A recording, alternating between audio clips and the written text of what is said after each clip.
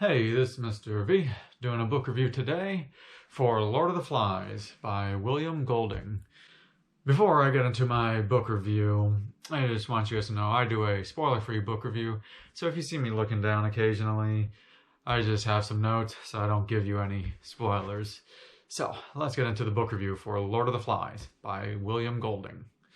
So, the basic premise for this is that there's a bunch of English schoolboys who are plane wrecked on a deserted island. And there's no adults around, and it's how will they survive from that point. So, that's the basic premise of the book. I don't want to get more in detail, or else it'll give any spoilers away. But I thought that this had a really great beginning of the book. It was a lot of fun because you immediately start with like mystery because you do wonder like where are they? I mean, based off of the description of the book, you do know they're on an island, but even in the beginning it doesn't give that away, but you do wonder even on the island, where are they? And then you also wonder like what happened and why aren't there any adults around? What's going on? And you start to wonder like what will they do? Like what will they do? And that you just can feel the tension immediately. Like you can just feel that from the book immediately. And it was just, I think that added a lot to the book just right from the beginning. I thought it was great right from the beginning. And it's also fun because while they are kids, they're all aged from like either I think 5 or 6 to the age of I think 12, but they're all between like 6 and 12. And while they are kids, they do try to act like adults at times. Even though there's no adults around, they try to act like adults at times because um, they try to have meetings. They try to think who's going to be the leader. What are they going to do? How are they going to accomplish things? They do stuff like an adult would do. But because of that, they do still many of the things that adults do in terms of the power struggle. Because who is the leader? And then there may be multiple people that think they should be the leader. Should there be leaders of each age group? What happens? And what is the next step? Like, how do we accomplish the next step? And then they even show like how leaders act. And like sometimes like the arrogance or sometimes the bossiness to an extent. And it's just a lot. That is a lot of fun like that because as I said, they do have their like they will act like adults at times in terms of like meetings and like making the plans, but then they still act like kids, which and I think that was done on purpose, that they'll still act like kids in terms of like the arguments they get into is they argue like kids and how they don't listen much or they'll want to play a lot instead of just doing work to get saved, and they believe in like ghosts or beasts at night, things like that. So that added a extra area of fun, I should say. That adults sometimes, but the author still reminds you that these are still kids. So that's why I say that's still a lot of fun. And I think that the premise for the book is a lot of fun, in that they are in a tough situation. They're just on a seemingly deserted island. Like they don't know, they haven't even explored all the island yet, and they're like wondering like what's on certain parts of the island. And that's just a scary situation to be in because you do start to wonder like, okay, how are we going to get food? How are we going to get shelter? How will we get saved? Like, is there any way to get saved? And I should comment that this book was written in the 1950s. So it wasn't like today with all the tracking of today. So it's like you do wonder like, okay, what will we do? And things like that. And it's a lot of fun because while movies or TV shows make it seem easy, that it's easy to hunt or easy to build shelters, in the book he kind of brings you to reality and shows you that it's like, no, it's not so easy. Yeah, you guys can plan to be like, oh, I'm going to go and hunt this, I'm going to build that. But in the book then, hours later, it's like, no luck, or what do we do? We have to think of a different plan. And that's why I thought that was a lot of fun because the author showed kind of like how true humans are. And in that, like most humans, we can't hunt, we can't build stuff, and it's not that easy. and how basically they have to struggle for everything on the island. Like that's just how a true human would be. And while this is all happening, there is a lot of wonder and tension this whole time that all these things and all these plans are happening. There is a lot of tension and how these things will get done. And again, I thought that was a lot of fun because, the characters felt real. They felt human, as I just said. They can't hunt. It's hard to build stuff. What are they going to hunt with? Things like that. And the characters felt real with like the attitudes they gave, like the attitudes the leaders gave, the sub leaders, the people that have to listen. Like the attitudes that they all gave. It felt super real. Like the characters felt real, and how even things like how the older kids talk down to the younger kids, even though they're like ages from like 6 to 12, the 12-year-olds will talk down to the 8-year-olds. Like the 12-year-olds know like way more in their mind. It's kind of like how like a 30-year-old will talk down to someone who is 25, and sometimes they do know more, but other times they don't know that much more.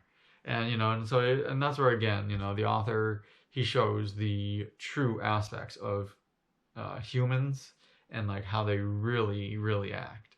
And it is like, and he does all this with like intensity, and he even does this intensity with very simple tasks, like how do we make a spear, like things like that, or what happens if our spear breaks, like you make it of wood and then it breaks, or what happens if one of us has asthma, or like what if we can't find our glasses, things like that. And these like seemingly simple situations become very intense, and you do wonder like, okay, what will happen? And you can really feel the intensity in the scenes and some of the things that happen. And I can't give any spoilers, but you can feel the intensity among the characters in the scenes.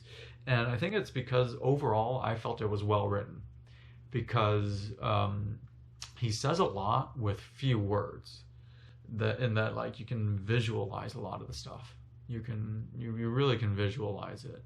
So that's a lot of fun. And as for the characters, this will be a mixed bag, and that's why please hear me out for the whole aspect of this. Is that I thought the characters were good overall, because you do get to know the characters very fast. Like their traits and the characters fast.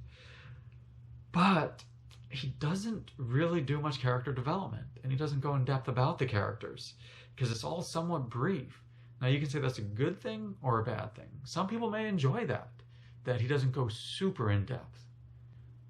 But I thought that was one of the negatives of the book, and one of the things I did not like of the book is that I thought he needed more character development, because I feel great books have character development. You don't need to overdevelop, but I do think you need character development, because especially like for some of these characters, they definitely needed way more depth than they got. Like, and because of that, it was like some of the characters' actions you did not fully understand. And it was because of the lack of character development. You'd be like, why did they do this?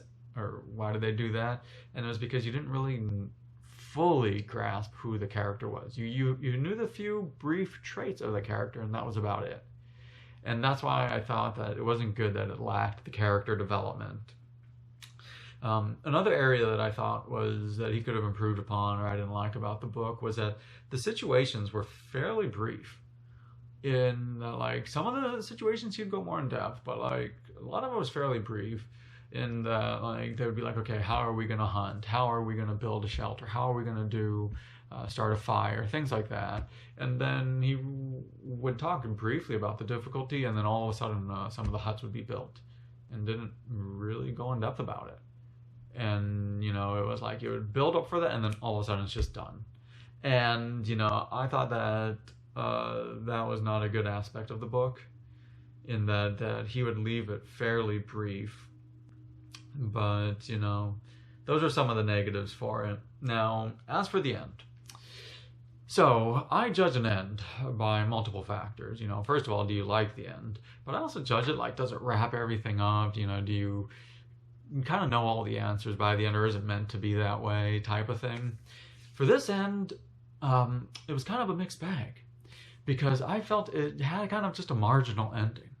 I thought the last area of the book, maybe the last like quarter of the book was good. Like I enjoyed the last quarter of the book, but the last few pages, especially the very end, I thought he didn't do a good job on that. I thought he did bad on that part on the very end, because I felt it was lacking given the build-up. As there was a great build-up, and then it just lacked. I can't say why. I just felt it was lacking given the tremendous build-up on what was going to happen.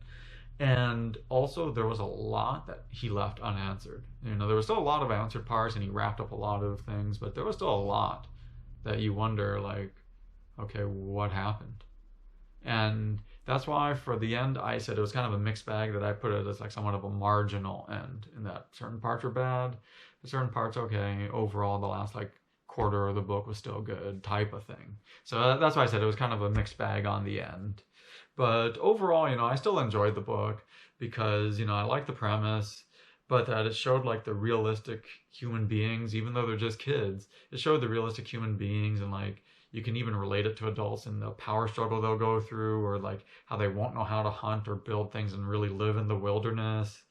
And basically how much planning has to go just to get things done. You know, and just it shows like real humans in like a real situation if they're stuck on a deserted island. And you know, I just thought also that this was a great premise in terms of like there was a lot of crazy psychological aspects. And you know, to me that was a lot of fun going into the book, because you're just, you know, you're stuck on a deserted island, you're a kid, and there's just a few other kids with you, and it's like, what will we do? Will we get rescued? How will we get rescued? And how, you know, there's like no violence going on yet. It's just a crazy psychological aspect about how humans can act and what can happen, and just human interaction. And, you know, I thought that's what made the book like a lot of fun. But, you know, so that's why I still enjoyed the book. Now, I always rate my books on a scale of 0 to 10. 0 is an awful book that you should never read. A 5 is an average. And a 10 is a phenomenal book. To where if it gets anywhere close to a 10, you should definitely put that on your reading list. Because a 5 is average, and I'm known to be a tough critic, to where it's hard to move up even 1 point in my rating system.